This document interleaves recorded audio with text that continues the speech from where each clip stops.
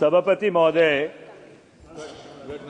आर्थिक और सामरिक दर्शन शास्त्र के दृष्टिकोण से 20वीं सदी के 5 बड़े विचार रहे।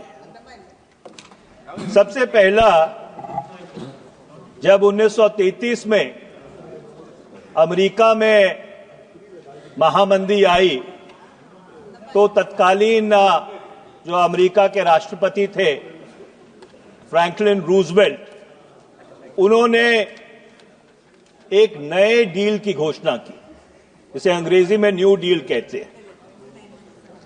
दूसरा बड़ा आर्थिक और सामरिक विचार था दूसरे महायुद्ध के बाद यूरोप के पुनर्निर्माण के लिए मार्शल प्लान की घोषणा।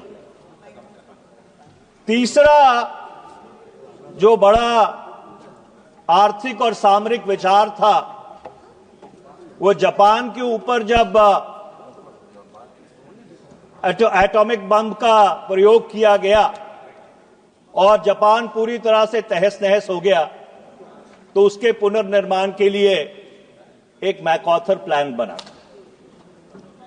उसी तरह से 1978 में जब डेंग शाओपिंग चीन के सर्वा नेता बने तो उन्होंने साम्यवाद की परिभाषा बदल दी। उन्होंने कहा कि it is glorious to be rich, कि अमीर बनना एक बहुत प्रभावशाली बात है। और 78 में चाइनीज कम्युनिस्ट पार्टी के तीसरे प्लेनम को संबोधित करते हुए उन्होंने कहा कि it does not matter whether a cat is black और white as long as it catches माइस।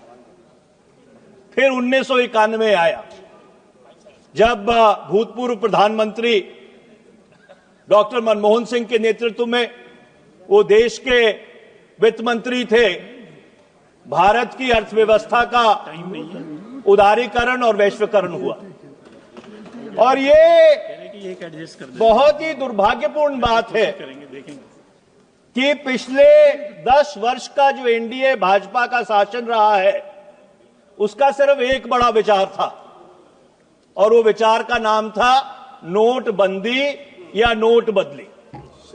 और जितने उद्देश्य उस नोटबंदी के लिए लोगों के समक्ष रखे गए थे उनमें से एक भी पूरा नहीं हो सका। और आज 24 जनवरी 2025 को भारत की अर्थव्यवस्था में जो कैश इन सर्कुलेशन है वो 35.99 लाख करोड़ है। आपको याद होगा 16.99 लाख करोड़ डिमोनेटाइज किया गया था, लोगों को कतारों में खड़ा किया गया था, कई लोग उन कतारों में खड़े खड़े मर गए। और आज 8 साल बाद उसी अर्थव्यवस्था में जो कैश वो 35.99 लाख करोड़ है। ये इस सरकार की पिछले 10 वर्ष की सबसे बड़ी उपलब्धि रही। अब मैं आता हूं कॉर्पोरेट इनकम टैक्स रिबेट पर। सभापति महोदय, आपको याद होगा, आप तो इसी सदन के सदस्य थे पिछली बारी। वर्ष 2019-20 में वित्त मंत्री कई छोटे छोटे बजट लेके आई थी, एक के बाद एक के बाद एक। और उसमें जो भारत के पूंजीपति थे उनको जो कॉर्पोरेट आयकर है उसमें बहुत बड़ी छूट दी गई थी। आयकर की दर घटाकर 22% और कई कंपनीज के लिए 15% कर दी गई थी। संसद की एस्टिमेट्स कमेटी का अनुमान है कि पहले 2 वर्ष में भारत के राजस्व का 1.84 लाख करोड़ रुपए का नुकसान हुआ था, घाटा हुआ था, वो कॉर्पोरेट टैक्स रिबेट की वजह से। पर जो अर्थव्यवस्था का चक्का है वो नहीं घूमा। उसके पीछे जो दर्शन विचार था वो ये था कि पूंजीपतियों को हम टैक्स रिलीफ देंगे, उससे वो निवेश करेंगे, निवेश करने के बाद जो अर्थव्यवस्था का चक्का है वो घूमेगा। पर वो चक्का नहीं घूमा। जो निजी निवेश है वो भारत की अर्थव्यवस्था में नहीं हुआ और इसके कारण जो सरकार है उसको पिछले 5 वर्ष से गवर्नमेंट कैपिटल एक्सपेंडिचर से इस देश की अर्थव्यवस्था को चलाने की कोशिश करनी पड़ी।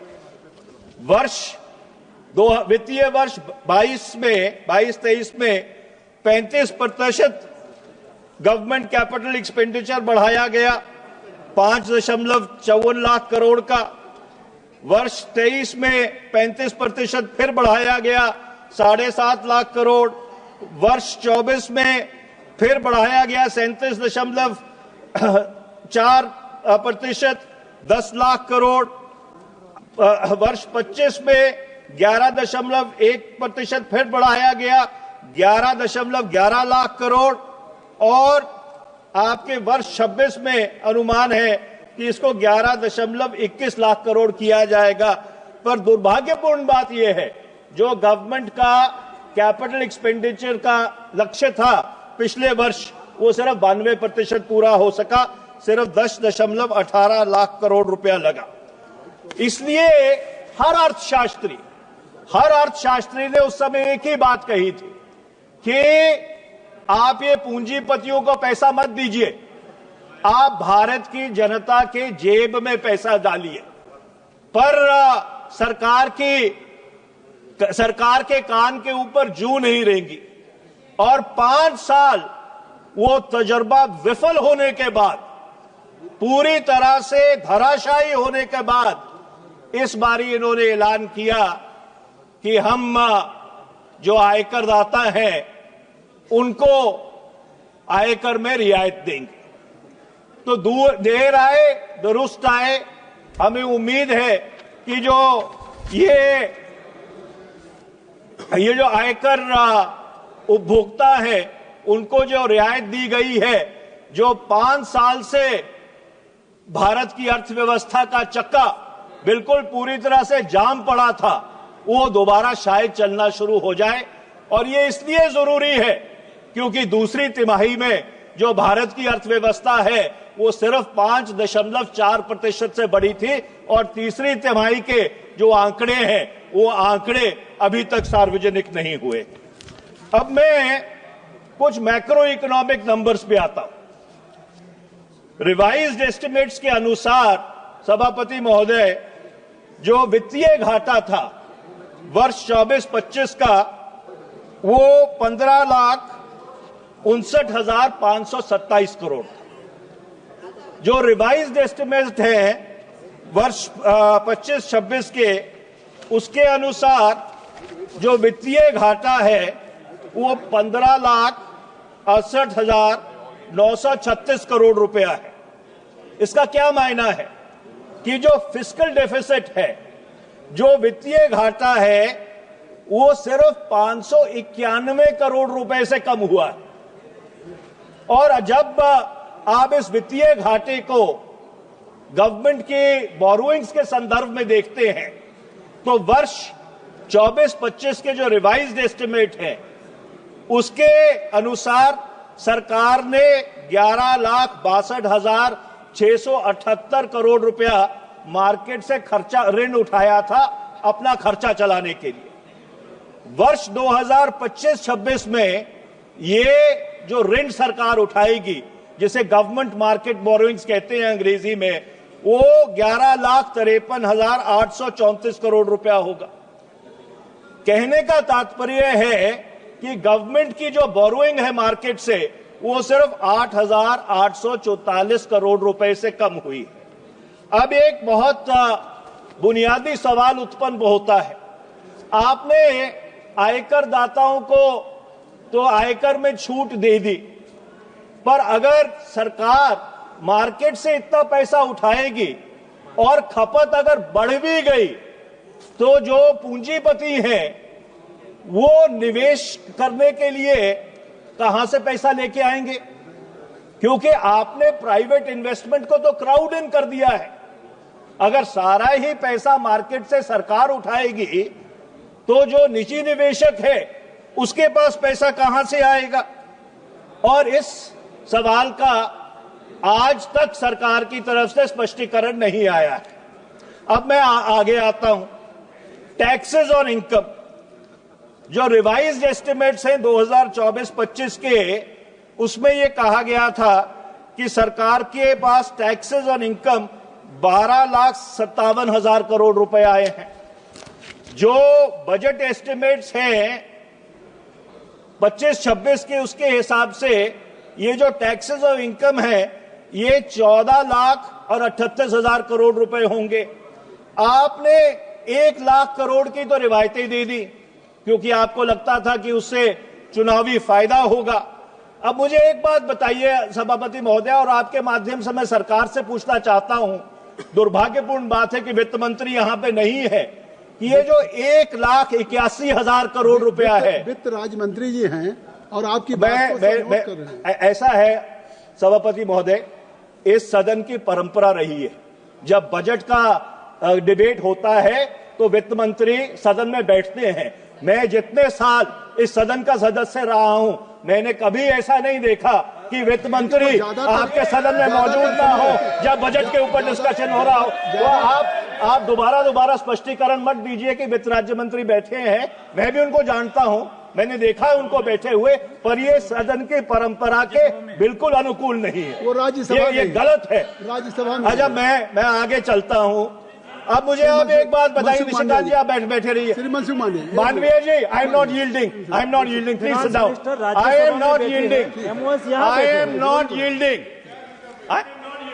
चलिए आप कर लिया। तो सभापति महोदय, मैं एक बात पूछना चाहता हूं कि 1 लाख करोड़ रुपया, अरे निशिकांत जी चुप करके बैठिए, 1 लाख करोड़ रुपए की आपने रिवायत दे दी।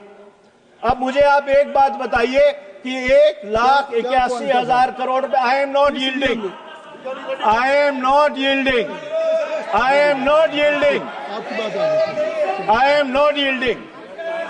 सभापति महोदय, मुझे एक बात बताइए कि 1,81,000 करोड़ रुपया जो आपने अनुमानित किया है कि टैक्सेस ऑन इनकम बढ़ेंगे, वो कहां से आएगा?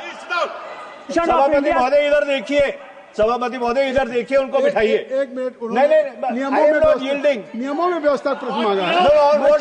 मैं चेयर दे रहा हूँ। On what ground? Article 75 constitution of India. एक मिनट बैठ जाए, एक मिनट। हाँ बताइए। आर्टिकल 75 कॉन्स्टिट्यूशन ऑफ इंडिया वो ये कहता है कि काउंसिल ऑफ मिनिस्टर जो है वो सभी चीज का जिम्मेवार है। बार बार ये अपोजिशन हमारे वित्त मंत्री के ऊपर जो क्वेश्चन उठा रहा है, वो खुद वकील है, वो गलत बयानी कर रहे हैं सर। उनको कहिए कि इस तरह की बातें नहीं कहें। सभापति महोदय, शायद हमारे मित्र निशिकांत दुबे जी इस बात को तो मानेंगे कि मैंने संविधान शायद थोड़ा सा उनसे ज्यादा पढ़ा हुआ है। मैंने परंपरा की बात की थी, मैंने संविधान की बात नहीं की थी। तो मैं आपके समक्ष ये बात रख रहा था कि वित्तीय वर्ष 24-25 में सरकार ये कहती है कि उनके पास जो राजस्व आया, टैक्सेस ऑन इनकम, 12,57,000 करोड़ रुपए आया। उनका अनुमान है कि 25-26 में ये 14,38,000 करोड़ रुपए आएगा। आपने 1 लाख करोड़ रुपए की तो करदाताओं को रियायत दे दी। अब मुझे आप एक बात बताइए, और मैं आपके माध्यम से सरकार से पूछना चाहता हूं, ये 1,81,000 करोड़ रुपया कहां से आएगा? इसका कोई जस्टिफिकेशन नहीं, इसका कोई स्पष्टीकरण नहीं है, इसका कोई अनुमोदन नहीं है बजट में कि 1,81,000 करोड़ रुपया कहां से आएगा। अब मैं वित्तीय घाटे पे आता हूं। सरकार ने बहुत ही चतुराई से, बहुत ही अद्भुत तरीके से इस बारी में जो फिस्कल डेफिसिट के वित्तीय घाटे के मापदंड है वो बदल दिए। एब्सोल्यूट फिस्कल टारगेट से इन्होंने डेट टू जीडीपी रेशो पे आ गए। पर मैं आपसे ये पूछना चाहता हूं कि 31 मार्च 2014 को इस भारत सरकार के ऊपर 55,87,000 149.33 करोड़ रुपए का कर्जा था। 31 मार्च 2026 को वो कर्जा बढ़कर 196,78,772.62 करोड़ हो जाएगा। इसका मतलब ये है कि पिछले 10 साल में इन्होंने 140,91,623.33 करोड़ रुपए का कर्जा भारत के सर के ऊपर लाद दिया है। वो कर्जा कौन चुकता करेगा? जो आने वाली हमारी पीढ़ियां हैं, हम आने वाली पीढ़ियों के ऊपर you have created an intergenerational debt by putting this burden on the coming generations that they will have to service the debt which is being created by this government। 200 lakh crore रुपया या 196 लाख करोड़ रुपया कम कर्जा नहीं होता। अब मैं कृषि पे आ जाता हूं। अध्यक्ष महोदय, सभापति महोदय, ये सरकार ने कहा कि 2017 से 22 तक, मेरे को आप 2-3 मिनट और देंगे और मैं कंक्लूड करूंगा। 2017 से 22 तक भारत का जो कृषि क्षेत्र है वो 5% से बढ़ा। 22-23 में उसकी वृद्धि दर गिर के 1.4% हो गई। पर आप विडंबना देखिए, आप विरोधाभास देखिए कि मनरेगा का बजट 2013-14 में 33,000 करोड़ था, 25-26 में 86,000 करोड़ हो गया। मनरेगा के परसेंटेज 2013-14 में 220.22 करोड़ परसेंटेज थे और 2023-24 में बढ़कर ये 3.8 करोड़ परसेंटेज हो गए। अब मैं ये आपसे पूछना चाहता हूं सभापति महोदय, आपके माध्यम से सरकार से पूछना चाहता हूं, अगर भारत का कृषि क्षेत्र 5% से बढ़ रहा था तो फिर ये मनरेगा बजट तिगुना कैसे हो गया? मनरेगा के परसेंटेज दुगने कैसे हो गए? इसका ये मतलब है कि भारत के कृषि क्षेत्र में एक बहुत बड़ा संकट है, जिसके कारण लोग मिनिमम वेज, जिसे डीसी रेट कहते हैं, उस डीसी रेट के ऊपर काम करने के लिए तैयार है। इससे यह साफ जाहिर होता है कि जो सरकार के आंकड़े हैं वो सरकार के आंकड़े सही नहीं है। मैं अपनी पेनल्टीमेट बात ये कहता हूं, किसी भी अर्थव्यवस्था के 5 मूलभूत आधार होते हैं: बचत, खपत, निवेश, उत्पादन और रोजगार। अब मैं आपको एक तुलनात्मक आंकड़े देता हूं। जो सेविंग्स टू जीडीपी रेशियो है 2013-14 में 34% था, जब ये पॉलिसी पैरालिसिस की बात करते थे कि यूपीए सरकार को लकवा मार गया। 2023-24 में कितना है? 31%। जो प्राइवेट फाइनेंशियल कंजम्पशन एक्सपेंडिचर है 2011-12 की प्राइसेस में 2-3 मिनट और लूंगा, 2013-14 में ये 60% था। 2024-25 में जो फर्स्ट एडवांस एस्टिमेट्स है वो 56.3% है। इन्वेस्टमेंट टू जीडीपी रेशियो 2013-14 में 33.8% था, 2023-24 में गिरकर 29.6% रह गया है। Share of manufacturing in GDP, सरकार ने कहा था कि 25% जीडीपी में उत्पादन का शेयर होगा 2022 तक। 2023-24 में वो जो शेयर है वो मात्र 15.8% है। और बेरोजगारी की दर, सभापति महोदय, तो थोड़ा सा समय दीजिए क्योंकि आंकड़े जरूरी है। 2014 में 5.44% थी, 2024 में ये एवरेज 8 या 9% है ऑन एन एवरेज। मैं आखिर में एक बात कहना चाहता हूं कि इस बजट में आम आदमी तो पूरी तरह से पिस गया। 803 रुपए का गैस का सिलेंडर, 94 रुपए 70 पैसे लीटर पेट्रोल, 87 रुपए 67 पैसे डीजल, 165 रुपए का सरसों का तेल, 55 रुपए किलो आटा, 60 रुपए लीटर दूध और रुपया जो कहते थे कि प्रधानमंत्री की उम्र से ज्यादा रुपया बढ़ रहा है। जब यूपीए की सरकार थी 26 मई 2014 को 58 रुपए 58 पैसे का डॉलर था। 7 फरवरी 2025 को यह डॉलर 87 रुपए और 47 पैसे का है। और मैं कोई प्रधानमंत्री जी की धन्यवाद। उम्र के ऊपर टिप्पणी नहीं करना चाहता। श्री मेरी अमराज सिंह आखिरी ठाकुर। आखिरी श्री बात अमराज सुन सिंह लीजिए, मेरी आखिरी बात सुन लीजिए सभापति महोदय जी।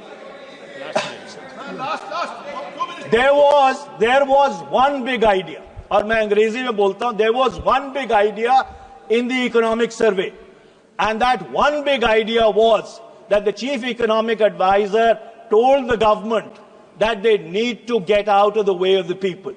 They need to change the manner in which they govern the country, and they need to re-engineer it from you are innocent until proven guilty, rather than what they have been doing in the past 10 years, कि आप गुनहगार हो जब तक आप अपना गुनाह साबित श्री नहीं कर अमराज सिंह सकते। ठाकुर जी। और वो बड़ा ख्याल इस बजट में बिल्कुल पूरी तरह से Stay ahead with our cutting-edge news app. Instantly access the latest shorts in just 1 minute and breaking news in just 50 words. Download now for a smarter, faster news experience.